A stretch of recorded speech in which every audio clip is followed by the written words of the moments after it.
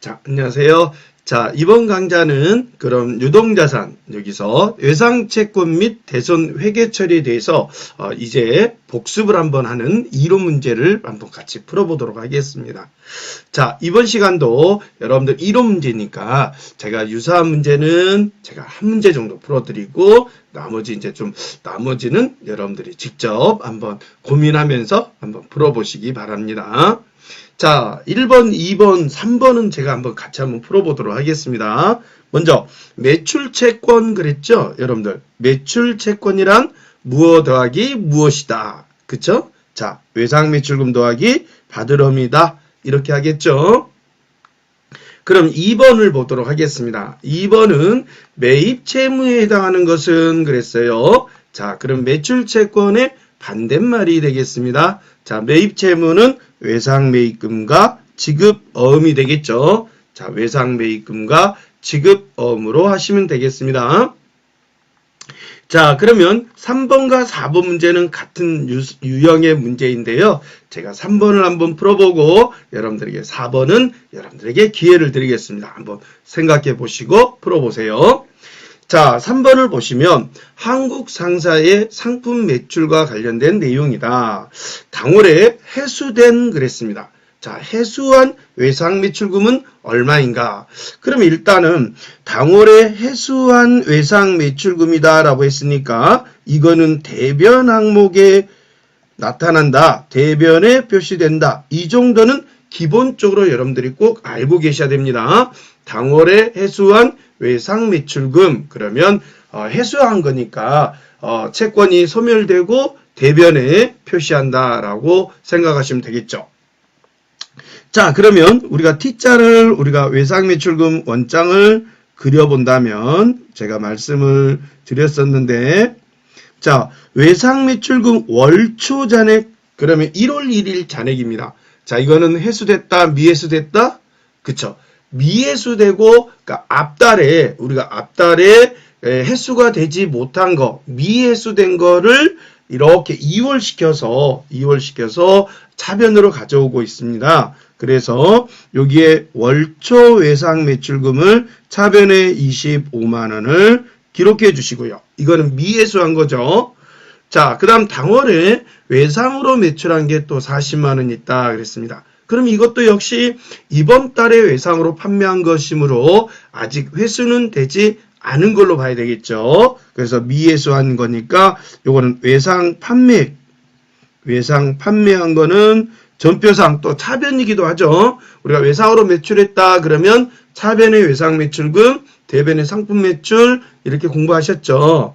그래서 그 분계에 따라서 외상매출금을 판매한 거는 차변에 기록해 줍니다. 자, 그런데 이번에는 외상매출금 중에서 환입이라고 나옵니다. 그러면 외상으로 조금 전에 이렇게 팔았는데 불량품이 발생했다는 얘기입니다. 환입이란 말은 불량품이 발생했다. 그러면 어떻게 해요? 빼야 되겠죠. 외상 판매한 거에 반품이니까 반대로 우리는 오른쪽에 대변에 기재를 해 주셔야 되겠죠. 7만원입니다. 그 다음 외상매출금 월말 잔액 그랬습니다. 그 월말이니까 월초의 반대말인데요. 그럼 이달 말에 또 미회수한 게 지금 12만원이다 라고 우리가 주어진 겁니다. 그럼 여기서 이제 우리가 알고자 하는 건 뭐냐? 이걸 모두 빼고 나서 회수한 게 얼마입니까? 이거를 알고 싶다는 얘기죠. 자, 그러면 대차를 맞춰봅니다. 차변의 합격이 65만원이고 대변 합격이 19만원입니다. 자, 대변은 지금 현재 19만원이 되고 있죠. 자, 그러면 한번 여러분들이 얼른 계산기 한번 눌러보실까요? 자, 저도 한번 계산기 한번 눌러보겠습니다. 65만원에서 빼기 19만원이 되겠습니다. 자, 그러면 46만원이 남는데요. 이것이 회수한 금액이 되겠습니다. 그럼 정답은 2번으로 해야 되겠죠? 자, 이제 여러분들 다음 페이지로 넘어가도록 하겠습니다. 자, 5번입니다. 우리가 받으럼이라는 계정을 차변과 대변에 기입을 하고 있잖아요. 자, 그러면 대변에 올 수 없는 거 그랬어요. 그러면 이거는 약소금을 받을 때, 그러니까 수치했을 때는 차변에 받으러움을 적게 되죠. 이 수치를 냈다, 약소금을 받았다 그러면 차변에 받으러움이고, 대변에는 뭐 상품을 팔았다라고 한다면 상품 매출이 돼야 되는 겁니다. 그러면 나머지는 어음대금을 회수했다, 어음을 예금을 했다, 뭐 소재한 어음이 부도가 났다. 모두 이거는 받으러움을 대변에 기록하고 있잖아요. 네, 그래서 2번이 답이 되겠습니다. 자, 이번에는 받으러움 계정 차변에 기입되는 내용의 인 것은 하고 나왔죠. 자, 이거는 여러분들에게 기회를 드리겠습니다. 한번 잘 생각을 해보세요. 방금 전에 설명드렸던 겁니다. 자, 그럼 7번으로 넘어가서 대손충당금을 올바르게 설명한 것은 그랬어요. 그러면 대손충당금은 우리가 표기할 때 어떻게 표기하죠? 외상매출금이 있고, 재무상태표죠. 자, 우리가 재무상태표가 있었습니다. 자, 여기에 재무상태표가 있었죠. 자, 재무상태표가 있었고, 차변에 외상매출금이 있었어요, 여러분들. 외상매출금. 그러면 외상매출금이 1,000원이다. 예를 들어서, 그러면 아래에 못 받을 금액. 그러니까 받아야 되는데, 1,000원을 총 받아야 되는데, 못 받을 게 100원이다. 그러면 900원이다. 라고 우리는 이렇게 적잖아요. 그쵸? 우리가 재무상태표를 표기할 때 외상매출 밑에다가 대손충당금을 적어서 이거를 차감을 해주면 나머지 이제 900원이 나오는데, 이 900원을 우리는 이제 순장부금액이라고 표현하죠. 실제로 이제 해수할 수 있는, 그러니까 정말 이제 실제 해수액이 되는 거죠. 이거는. 그러니까 여러분들이 외상으로 판매한 거는 1,000원이지만 받을 수 없게 된 건 100원입니다. 그래서 그 100원을 차감하고 900원만을 실제로 해소할 수 있다라고 우리는 표기할 수 있겠죠. 이렇게 외상매출금에서 차감하는 대손충당금 계정이 되겠죠. 그래서 정답은 4번이 되어야겠습니다.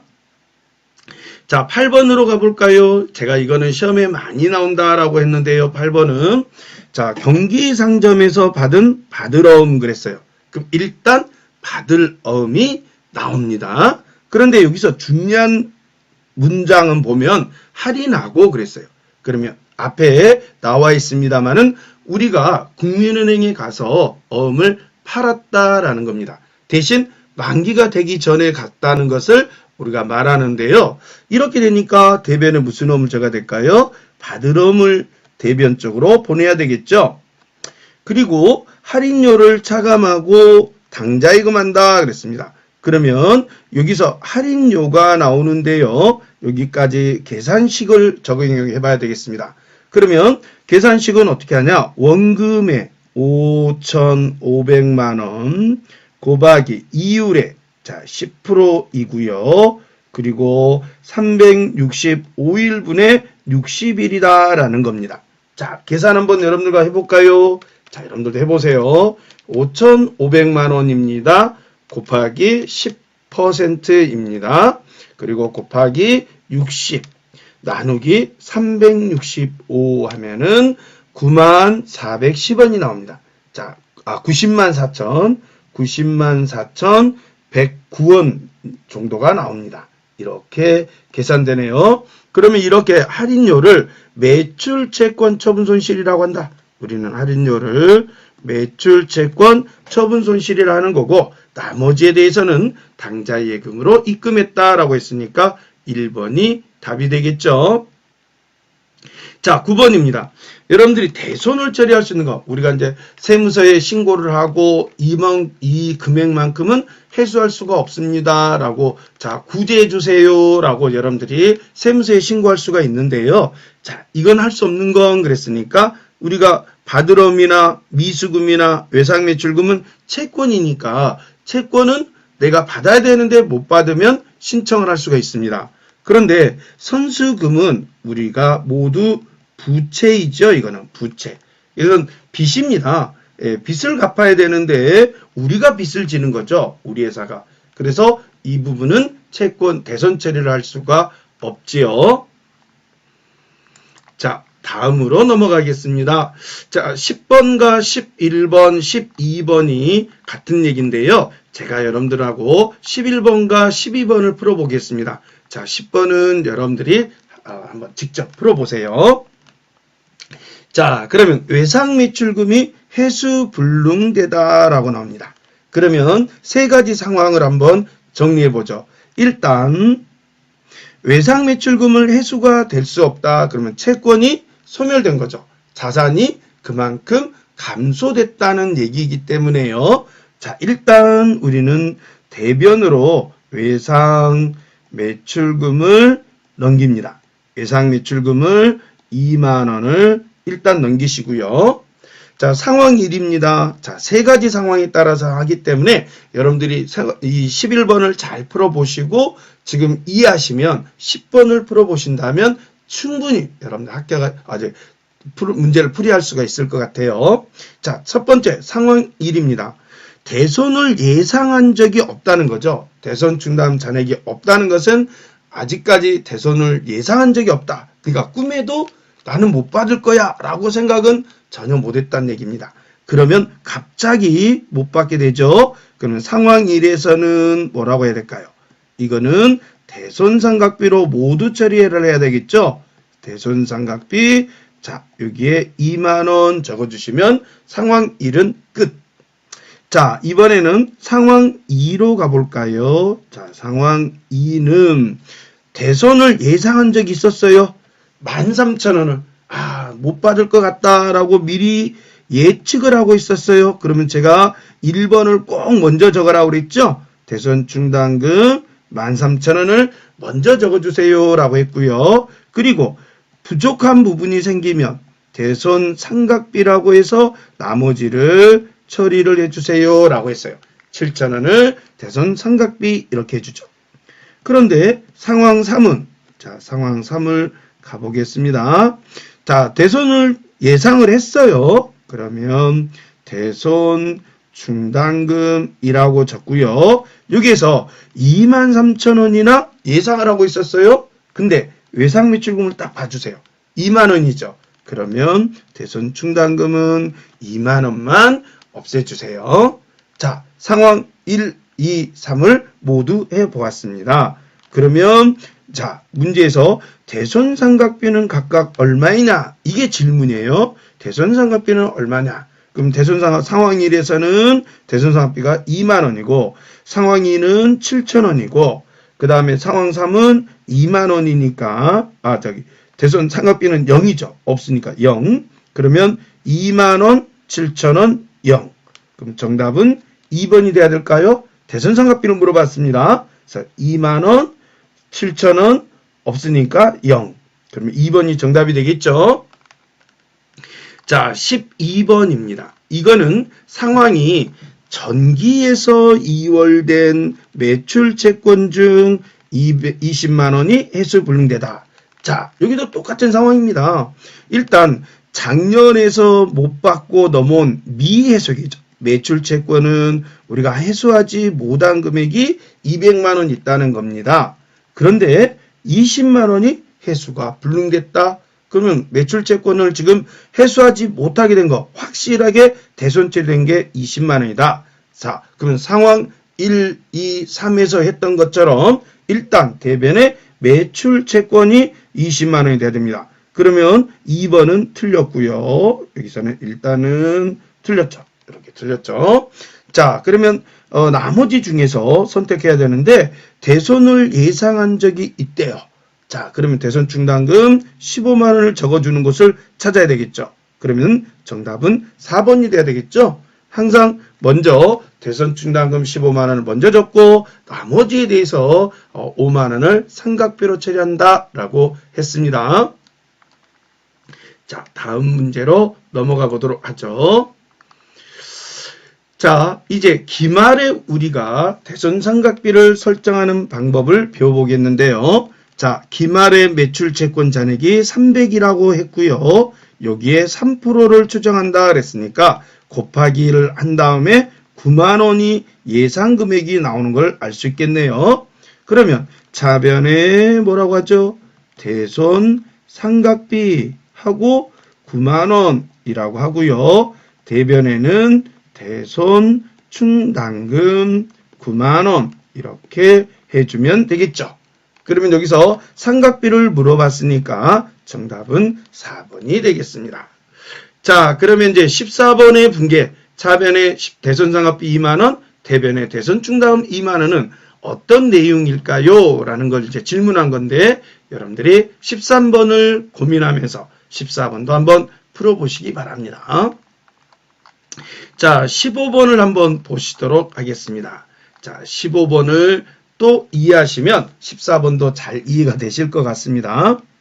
자, 결산일 현재 매출 채권 잔액이 500만 원이라 그랬습니다. 그러면 일단 계산은 채권이 500만 원이고 여기에 추정률 찾으세요. 율 찾으세요.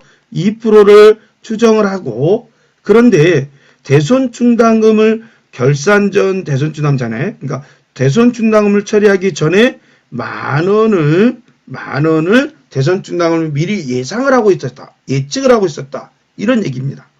그러면 500만 원의 2%면 10만 원이 나오나요? 그쵸? 자, 한번 계산해 볼까요? 확실하게 위해서.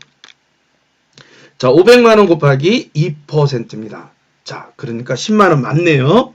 그럼 만 원을 빼고 9만 원이 나오니까 이걸 우리가 이제 보충액인데요. 자, 그래서 차변에 분계는 대손 상각비 9만 원이라고 하시고요. 대변에는 대손 충당금 한 다음에 9만 원 이렇게 되겠죠. 자, 그러면 우리는 지금 보충액입니다. 그러니까 원래 만 원이 있었던 금액에 보충이 9만 원이 된다는 얘기입니다. 원래 만 원이 있는 상태에서 9만 원을 추가로 설정하는 거죠. 결국은 여러분들은 지금 2%의 계산한 금액이 예상 금액이 된다. 이렇게 보시면 되겠어요. 근데 질문은 뭘 질문하고 있냐? 순장부 금액이 얼마입니까? 이렇게 물어봤어요. 그러면 자, 매출 채권이 지금 500만 원인데요. 자, 여기서 빼야 될 대손충당금은 10만 원이라는 얘기입니다. 자, 빼고 나니까 490만 원이 실제로 회수가 가능한 금액이죠. 이거를 순장부 금액이다라고 이해하시면 되겠어요. 그럼 정답은 490만 찾죠? 3번이 되겠습니다. 자, 다음 문제입니다. 자, 현금이 수입이 발생했어요. 자, 여기서 중요한 건 현금 수입이 발생했는데 뭐예요? 계정 과목이나 금액이 미확정이다. 잘 모르겠대요. 자, 돈은 들어왔는데 내용을 알 수 없다. 이때 사용하는 계정 과목이 뭐냐? 가수금이다 라고 할 수 있겠죠? 자, 그 다음에 자 17번 다음 빈칸에 들어갈 용어로 알맞은 것은 일반적으로 상거래와 관련해서 여기서 상거래와 관련해서 라는 말이 들어갔죠? 그래서 외상매출금이나 바드럼 같은 경우를 뭐라고 한다? 매출채권이라고 우리가 통합해서 표시한다고 그랬어요. 그러면 상거래 아닌 거는 뭐라고 해야 될까요? 라는 거죠. 그러면 이거는 기타채권이라고 하는데 기타채권은 뭐 미수금이나 단기 대여금 등을 우리가 기타채권이라고 한답니다. 정답은 2번이 되겠습니다.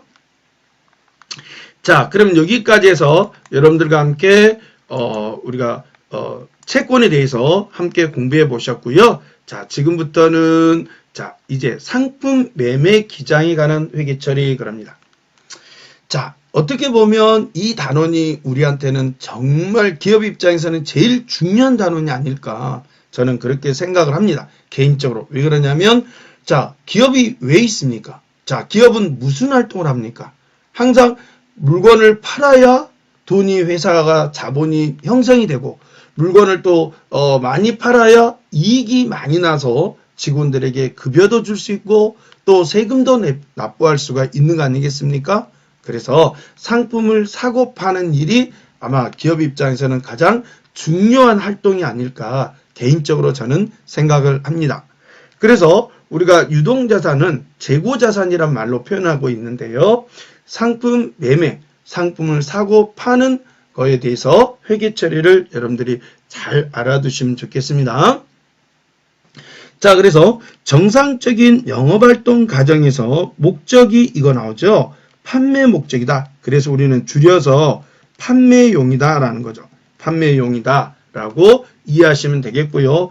그 외에도 생산 과정에 생산된다. 제품을 만드는 거죠. 그래서 제품을 만드는 생산용도 우리가 말할 수 있는데 이런 판매용이나 생산용을 재고자산이다 라고 표현합니다. 왜 그러냐면 재료 같은 거를 제품을 완성하기 전에는 어때요? 쌓아두어야 되겠죠? 재고를 쌓아두고 이제 재고를 가지고 이제 물건을 만들어가는 제품을 만들어가는 그런 행위가 필요하니까 네, 재고자산이란 말을 사용합니다. 자, 그럼 종류를 살펴보면 종류에는 이렇게 6가지가 있습니다.